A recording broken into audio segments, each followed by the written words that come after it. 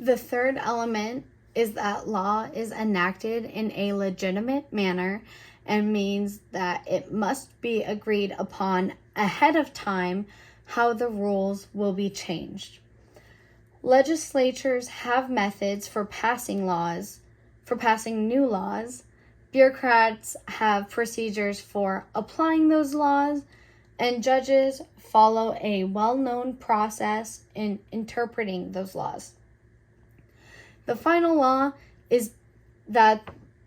element is that law is backed by the force of the state and says that these rules and regulations would be largely meaningless without sanctions. This means that what differentiates laws from other societal rules is that law has teeth to it. These teeth are the consequences and the sanctions that happen.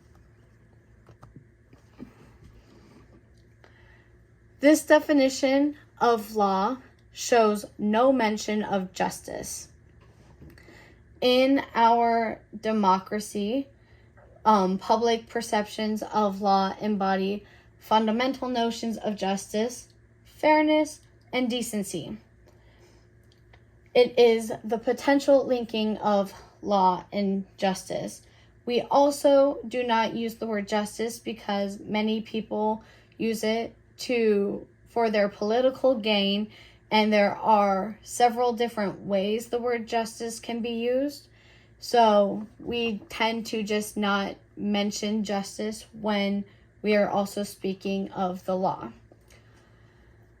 Our law deliberately excludes any reference of justice because there is no precise legal or scientific definition. Next is common law. Because we were once a British colony and we can trace our origins back to England, we follow the common law tradition. The term common law used to mean general law as opposed to special law. It was the law common to the entire land. United States law is sometimes referred to as Anglo-American law. The three characteristics of this common law heritage stand out.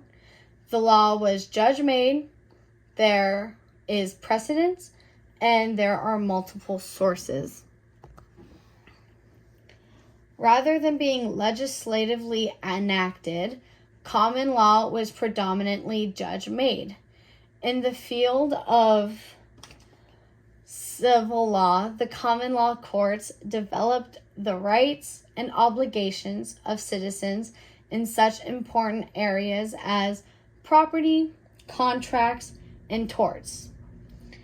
Until the 19th century, there was no important body of statutory law that existed, which is why the law being judge-made made sense.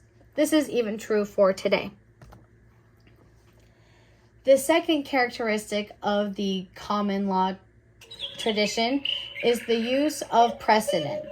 This is referred to as stare decisis in Latin, or in English, let the decision stand. The doctrine of precedent requires a judge to decide a case by applying the rule of law found in previous cases. This is provided that the facts in the current case the judge is deciding are similar to the facts in the previous cases that the judge is looking at. By following previous court decisions, the legal system promotes the goals of fairness and consistency. This also reflects a cautious approach to problem solving. We often mistake the courts as being static. However, this is a mistake because the point of Anglo-American law is to turn old laws into new demands. Courts have achieved flexibility by adapting old rights to new problems. Another is the ability of the courts to distinguish between precedents. Lastly, judges will occasionally, but reluctantly, overturn a previous decision by stating that the previous court opinion was wrong. Common law is committed to gradual change to maintain stability.